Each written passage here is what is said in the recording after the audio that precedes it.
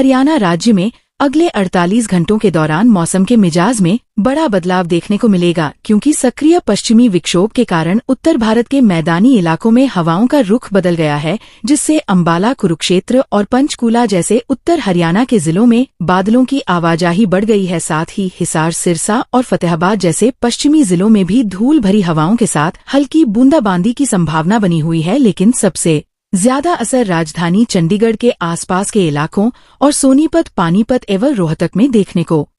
मिलेगा, जहां गरज चमक के साथ मध्यम बारिश दर्ज की जा सकती है। साथ ही अगले 2 दिनों तक तापमान में गिरावट के साथ किसानों को सलाह दी जाती है कि वे कटी हुई फसलों का ध्यान रखें, क्योंकि तेज हवाओं की गति 30 से 40 किलोमीटर प्रति घंटा रह सकती है। उत्तर प्रदेश के मौसम की बात करें तो यहां पश्चिमी उत्तर प्रदेश से लेकर पूर्वी अंचल तक मौसम विभाग ने हाई अलर्ट जारी किया है। खासकर मेरठ, मुजफ्फरनगर और सहारनपुर जैसे जिलों में अगले 24 घंटों के भीतर ओलावृष्टि की प्रबल संभावना बनी हुई है, जो फसलों को नुकसान पहुंचा सकती है। लखनऊ, कानपुर और प्रयागराज जैसे मध्यवर्ती और पूर्वी जिलों में भी बादलों का डेरा रहेगा और गरज के साथ हल्की से मध्यम बौछारें पड़ने के आसार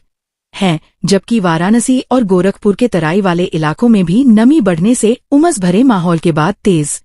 बारिश की चेतावनी दी गई है। ये पश्चिमी विक्षोभ पूरे प्रदेश में तापमान को 4 से 5 डिग्री तक नीचे गिरा सकता है, जिससे लोगों को तपती गर्मी से अस्थायी राहत मिलेगी। लेकिन आकाशीय बिजली गिरने की घटनाओं को लेकर प्रशासन ने विशेष सावधानी बरतने के निर्देश दिए हैं। बिहार और झारखंड के क्षेत्रों में भी चक्रवातीय परिसंचरण का प्रभाव स्पष्ट रूप से देखा जा रहा है, जिसके चलते पटना, गया और भागलपुर जैसे बिहार के प्रमुख जिलों में धूल भरी आंधी के साथ मध्यम दर्जे की बारिश होने के संकेत मिल रहे हैं।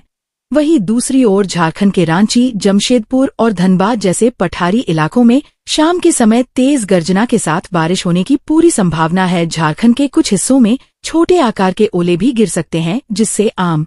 के बगीचों को नुकसान होने का भय बना हुआ है। इन दोनों राज्यों में अगले 48 घंटों तक आसमान में घने बादल छाए रहेंगे और हवाओं की दिशा उत्तर पश्चिमी होने के कारण रात के तापमान में भी मामूली कमी दर्ज की जाएगी, जिससे वातावरण में ठंडक का एहसास बना रहेगा।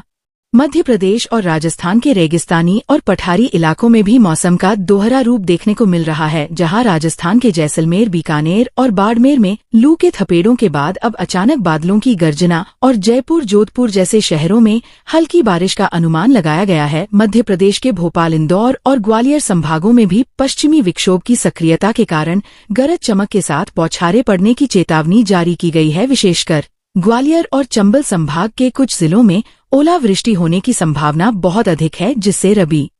की बची हुई फसलों और सब्जियों पर असर पड़ सकता है। राजस्थान के पूर्वी हिस्सों जैसे अलवर और भरतपुर में भी तेज हवाओं के साथ बारिश होने से धूल की समस्या से राहत मिलने की उम्मीद जताई जा रही है। छत्तीसगढ़ और उत्तराखंड समेत हिमाचल प्रदेश के पहाड़ी राज्यों में मौसम काफी चुनौतीपूर्ण रहने वाला है, क्योंकि उत्तराखंड के देहरादून, नैनीताल और उत्तरकाशी जैसे जिलों में भारी बारिश और ऊंचे इलाकों में बर्फबारी की संभावना है। वहीं हिमाचल प्रदेश के शिमला, कुल्लू और मनाली में भी बारिश के साथ ओले गिरने का अलर्ट जारी किया गया है, जिससे भूस्खलन का खतरा बढ़ सकता है। छत्तीसगढ़ के रायपुर और बस्तर संभाग में भी गरज चमक के साथ छिटपुट वर्षा होने के संकेत हैं। इन पहाड़ी राज्यों में आने वाले पर्यटकों को ऊंचाई वाले क्षेत्रों में न जाने की सलाह दी गई है, क्योंकि अगले 2 दिनों तक मौसम के मिजाज में स्थिरता नहीं आएगी और बिजली चमकने की घटनाओं में वृद्धि हो सकती है, जो स्थानीय जनजीवन को प्रभावित करने के लिए पर्याप्त है। तटीय इलाकों की स्थिति पर गौर करें